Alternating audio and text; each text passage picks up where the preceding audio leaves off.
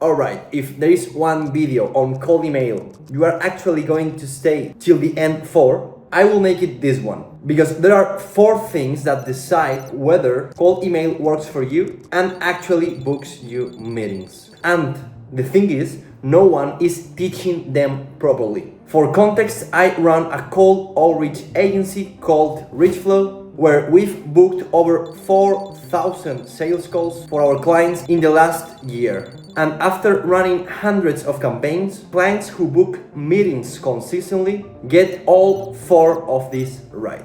I'm about to break down exactly what these 4 things are so you can use them to start booking sales meetings from cold email. Let's get into it. Alright, so the first thing I want to talk about is your list. Because who you are emailing matters more than anything else. It's not your subject line, your copy, or the AI you are using to personalize. Most of the time, when campaign isn't working, people blame the email when the real issue is who is getting it. But even a great email won't work for you if the list is wrong. Just like a great list won't work with a bad email. Both have to be right. Now, the right way to build a list is start with the companies and then find the right person to contact inside each one.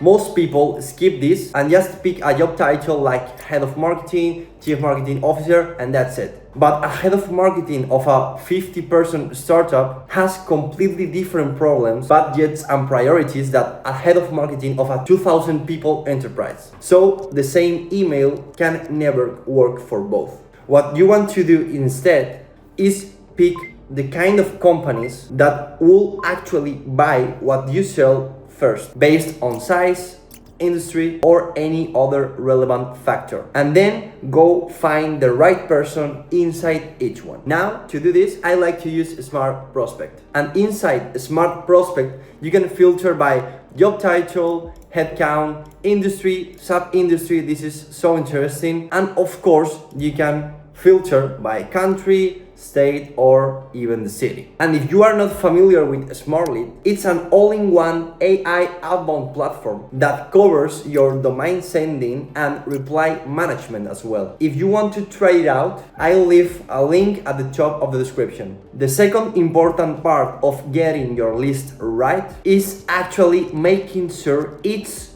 big enough. Because if you don't have at least 20,000 relevant prospects you could realistically email, cold email isn't going to be the main way you bring customers to your company. And don't get me wrong, of course you can still book meetings with your prospects, but it won't scale into something you can rely on every month. And if you can describe who you sell to in one sentence, including their company size, role, and the specific situation that makes them a buyer for you, you don't really know your market yet. This is one of the best parts of the video, because once your list is right, the next thing I want to talk about is your offer. Let me make this clear, because people throw the word offer around all the time without actually understanding what that really means. Your offer is what you are selling, the exact problem you solve, who you solve it for, and why someone should care about it right now. The problem is most cold email advice online right now is about how to write better copy. But copy can only do so much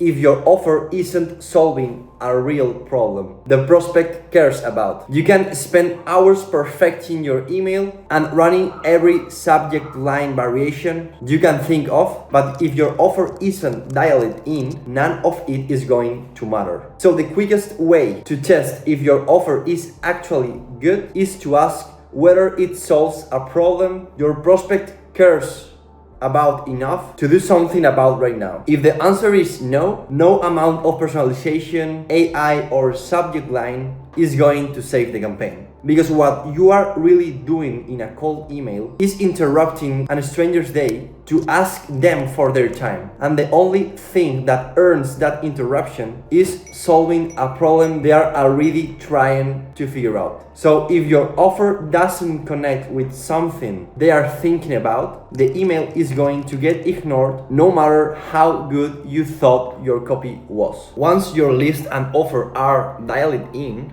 the next thing that decides whether cold email will ever work for you is your deliverability. Most people skip this because it's not as sexy as writing copy or building your list. But if your emails are landing in spam, no one is ever going to see them, no matter how good your copy or offer is. So if you don't get this right, none of the work you put into the first two things is going to matter. There are three things that decide whether you land in the inbox, and you need to get every single one of them right. First, never send emails from your primary domain, because if recipients mark you as spam, that reputation carries over to every email you send, including emails to your team and existing clients. Instead, buy 5 to 10 secondary domains that look similar to your main one. Set up 2 mailboxes per domain and add a redirect from each one to your main site.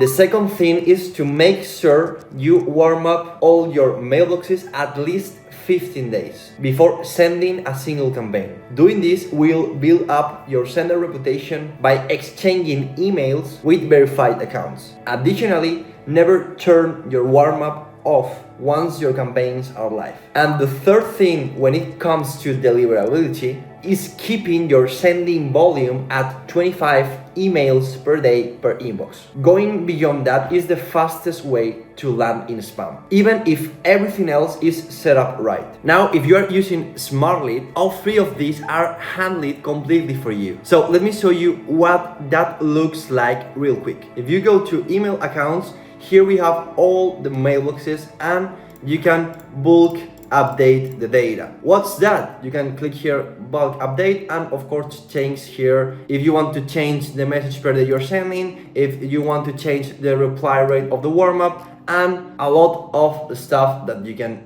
manage here super easily. Then if you want to create mailboxes with smart senders, you can just click here, purchase inside smart senders, because for setting up your secondary domains, you can buy then right inside Smartlead, and it takes care of all the technical authentication for you. So that's one less thing you have to figure out on your own. Same with warm-up here in email accounts, which is built right into the platform, a network of over 25,000 verified mailboxes. So, as you can see here, your sender reputation stays strong without needing a separate tool.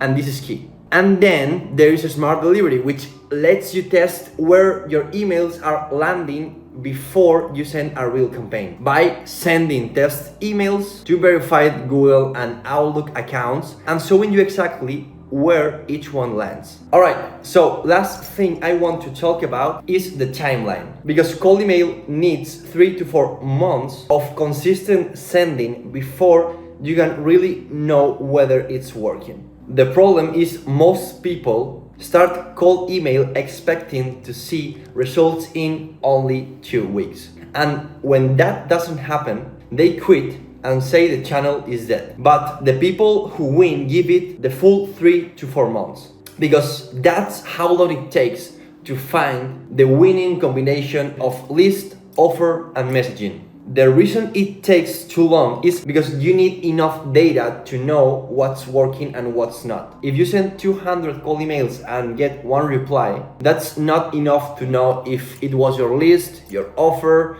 your messaging, the infrastructure. You need at least 1,500 contacts before you start changing anything. And the number to aim for is 1 positive reply for each 300 people contacted. If you are getting worse than that, go back to your list, your offer, and your deliverability before you start rewriting your copy. Now, the worst part about this 4-month timeline is that most people quit before it starts working. And honestly, it makes sense, because after 8 weeks with no booked meetings, it starts to feel like cold email does not work for your business. But what almost always happens is that the next few weeks of consistent sending, it's what finally gives you the data to find what really works.